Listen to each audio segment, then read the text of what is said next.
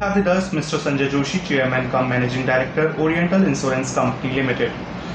Sir, first of all, the Indian insurance market has evolved from being protection-oriented to become a vital pillar of financial inclusion.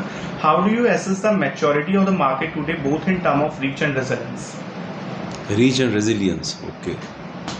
So it is a commonly known fact that though we have done well in the past 70 since 73 the nationalization has happened, and after the privatization the situation improved, but still lot more needs to be done as far as the reach is concerned. Our per now more and more people are covered under the insurance, but that is because of the government schemes like PMFBY and this Jan Arogya Yojana. However, a lot more has to be done.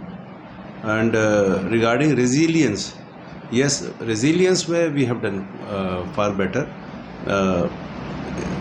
We have all the natural disasters, cat disasters, whenever it has happened, the insurance industry has always come on the top. And the biggest test was when the COVID happened, and the COVID protection, and that too even even creating new policy covers at the time when the pandemic was at its most. And despite that, the insurance companies and not only survived, rather after that the demand for the insurance went up. So it shows the resilience of the Indian insurance industry. It is constantly evolving and getting stronger and stronger, and with the vision 2047, I think reach also we will be succeeding very soon. Global economic shifts and climate-related risks are testing the industry's preparedness. How do you see the Indian insurance market adapting to such systematic uncertainties? Yes, it is climate change is a real thing now, but again, a lot of product innovation is happening, and alternate risk financing pools are also evolving. The parametric cover is the in thing recently, and government is also working to create cat pools. So earlier also some experiments with the pools have been done. Again, a lot more has to be done. We are constantly evolving our capacity. The insurers' capacity is also improving, and reinsurance, and as I told you, alternate risk management pools or risk financing pools, risk financing mechanisms are being evolved. So hopefully we will do good in this area also. The future workforce will need to combine analytical rigor with empathy and ethical judgment. How can institutions and insurers together nurture such well-rounded professionals in context of BIMTECH students and alumni? Yes, BIMTECH is doing stellar work in this direction. Earlier, when we joined the industry, it was actually mostly in-house. So, and it was a new field at that time. However, with the opening of the economy and also the progress in the insurance industry after, particularly after 2000, when this IRDA was formed and the regulator worked actively for the development of the sector, and more and more companies opened up. There was a genuine need for setting up more institutions for bringing out more insurance professionals, and BIMTECH has emerged as one of the most reputed educational institutions who have really contributed heavily, and a lot of industry stalwarts today, or a lot of industry talent comes out of this academic institute. And similarly, there are other institutes also doing quite well, including the National Insurance Academy.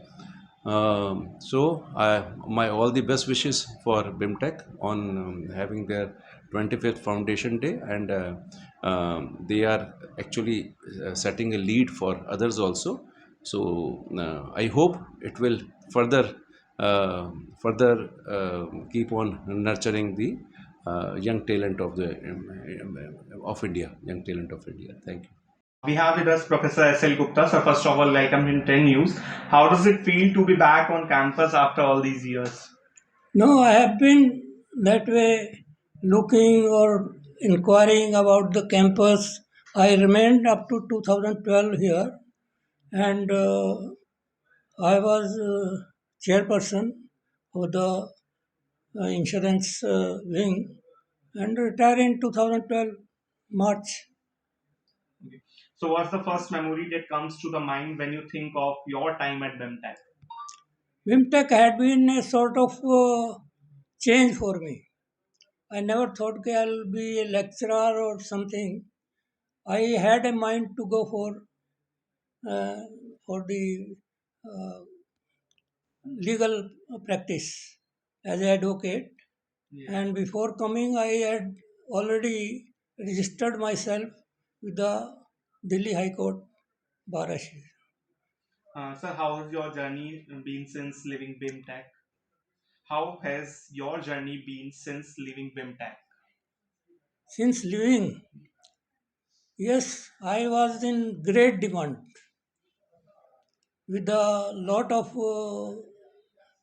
sort of people connected with insurance. They needed my help, my advice, my guidance, and brokers company I have joined for another 2 years as a principal officer. Sir, what skills should students focus on to stay relevant a rapidly changing business environment? What? What skills should students focus on to stay relevant in a rapidly changing business environment? Our students should concern or focus their attention with the changing scenario in the insurance sector also and the demand of the insurers or insuring public and to devise new products which are beneficial to them, to their family, and all that.